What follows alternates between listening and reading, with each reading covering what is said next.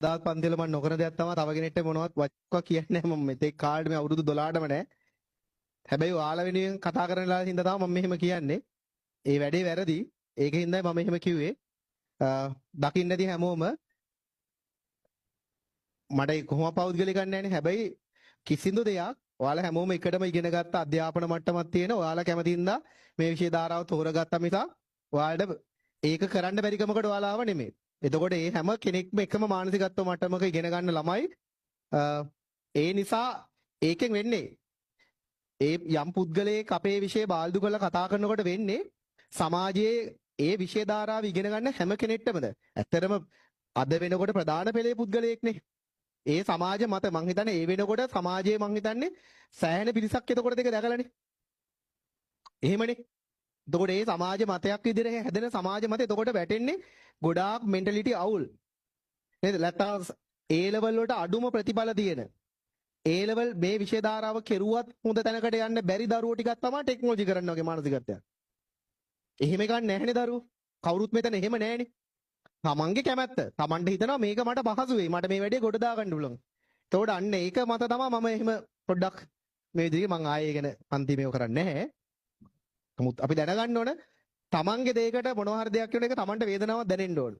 මම ඊයේ උදේ තමයි මම දැක්කේ මම එස්සැනින්ම මම රියැක්ෂන්ස් දැක්කුවා. මම සාමාන්‍යයෙන් ඔයාලා මගේ මේ අවුරුදු 12ටම සෝෂල් මීඩියා කියලා බලන්න මම කිසිදු ගුරුවරයෙක්ගේ වචනයක්වත් ප්‍රකාශපත් කළා නැහැ. පන්තිකවත් කියලා නැහැ. ඔයාලා මේ ආපු අවුරුද්දම දන්නවා. හැබැයි මේ වගේ වෙලාවක මම දන්නේ අනිත් මිනිස්සු තමන් වෙනුවෙන් මේ වෙන මම නම් එහෙම නැහැ. මම එතනින් එහාට රියැක්ෂන්ස් මොකද්ද කියන එක මම නෙමෙයි මම කියන්න ඕන දේ මම කිව්වා. ඒත් ඔයාලා උනත් ඇත්තටම ඔයාලා ගුරුවරයෙක් විදියට එතකොට තාක්ෂණ වේදයේ විෂය ධාරා උගන්න ගුරුවරයෙක් විදියට අපේ ළමයි මෙන්ටැලිටි අවුල් ළමයිට නම් මම උගන්නන්නේ මමත් මෙන්ටැලිටි අවුල් එකක් වෙන්න එපා එතකොට. නේ? සමාජය එහෙමනම් දකින්නේ. එතකොට මෙතනින් ගිහිල්ලා ඉංජිනේරුවෝ බවට පත් වෙලා විශ්වවිද්‍යාලවල ආපහු ළමයිට උගන්වන ගුරුවරොත් මෙන්ටැලිටි අවුල් වෙන්න එපා. නේද? ඒතර දැන් ඉසුසු එකේ සතස මෝඩර්ස් එකේ වත්තල බ්‍රාන්ච් එකේ ප්‍රධාන ඉංජිනේර් ඒ කියන්නේ මැනේජර් අවුරුදු 27යි අපේ කොල්ලෙක්. ඒතර ඌ තමයි සම්පූර්ණම ලක්ෂ 300ක මාසෙක මේ ටාගට් කවර් කරන කොල්ලෙක්. උන් එතකොට ඔක්කොම මේ ඉසුසු එන හැම වාහනයක්ම හදන්නේ මෙන්ටැලිටි අවුල් වෙන්නේ එතකොට. මම වැරදිද? මම කියන්නේ එහෙම බෑ. එහෙම බෑ. මං ඒකටයි මම කතා කරන්නේ. නැතු වෙන දෙයක් නෑ. මට කොහොමවත් අදාළ නැති එකෙක් නේ. මේ මම ඒකට විරුද්ධයි. අපේ ළමයි එහෙම නෑ.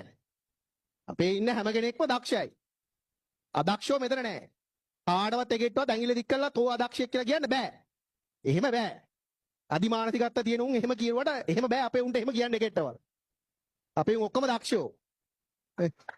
අර්ථ ගැති මම වෛද්‍ය විද්‍යාව අනුව මම දන්නේ ඒ වගේ හරි වැරද්ද මොනවද කියලා. එහෙම දැනගන්න තරම් අපි ලොකු පොරවල් නෙමෙයිනේ. හරිද? මේ නමුත් අපි විභාගේ පාස් වුණා. right? අපි විභාගේ ෆස්ට් ටයිම මොරටුවට ගියා. එතන පොරවල් නෙමෙයි. වැඩ කරන්න ඕන.